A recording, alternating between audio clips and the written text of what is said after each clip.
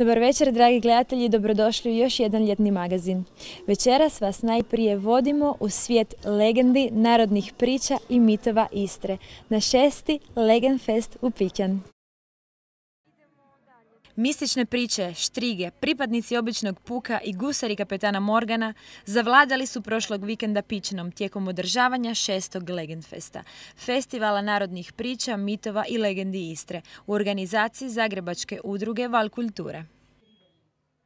Legendfest je nastao prije 6 godina, znači ovo je 6. izdanje ove godine. Kao što vidite, dobro posjećeno kao i uvijek. Idejni začetnik ovog Legendfesta, znači ove manifestacije, je gospodin Ivor Zidarić, koji je i direktor festivala.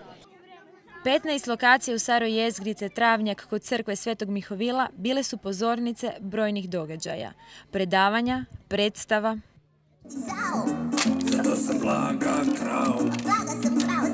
interaktivnih priča, performansi,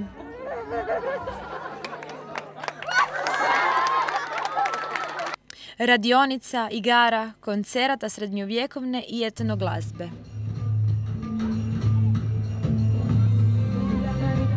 To je obiteljski festival, to moram reći, zato što stvarno za svakoga je po nešto. Dakle, do pola noći su programi, a klinci se mogu stvarno dobro zabaviti kroz radionice, saznati nešto, naučiti nešto, znači ima obrazovni karakter, ganjaju ih štrige, štriguni, vile im pričaju priče, bajke po raznim prostorima, znači puno je lokacija, na samom festivalu oko 15 lokacija je, dakle, po cijelom gradu postavljeno, znači ples, fotografija, izložba, kazalište.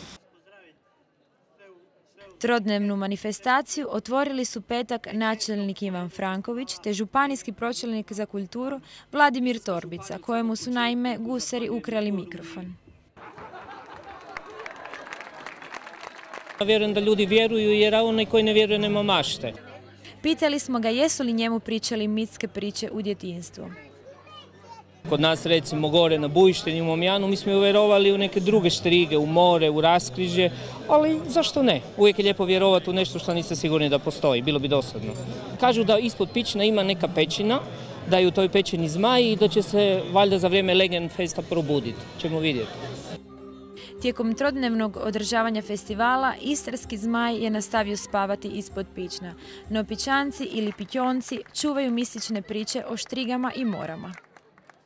O štrigama se raspravljala po leti na večer pod Lipu, ospreda crikve i poklad tega je bilo poprilično teško za spati jer su priče bile malo prestrašne. Lak su govorili o nekim morama koje napadaju po noći, koje znaju ubiti čovjeka. Ali i legendu o jednom pičanskom biskupu. Pičan tu bila biskupija i jednom smo imali jednog biskupa koji se zvao Nicefor.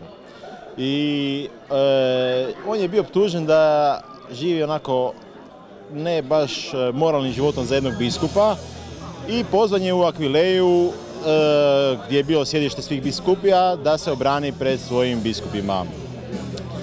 Kad je išao u Akvileju, on je zastao gore u Gračišću i prokle Pićance da uvijek po trnu budu plesali. I od tada se Pićanci zovu trnoplesari i on je išao u Akvileju, tamo je branio svoju čast.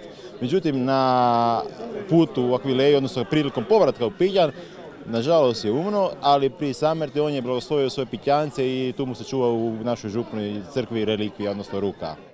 Gusari su u Staroj jezgri namamili i strašili posjetitelje koje su potom pokrali.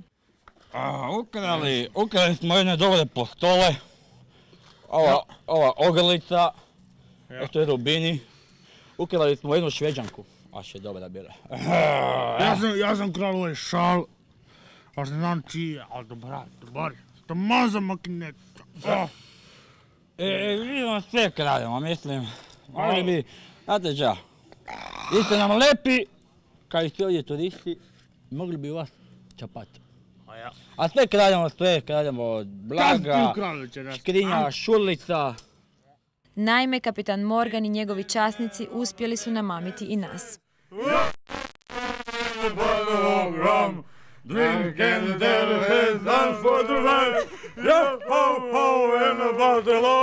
Uzmi je!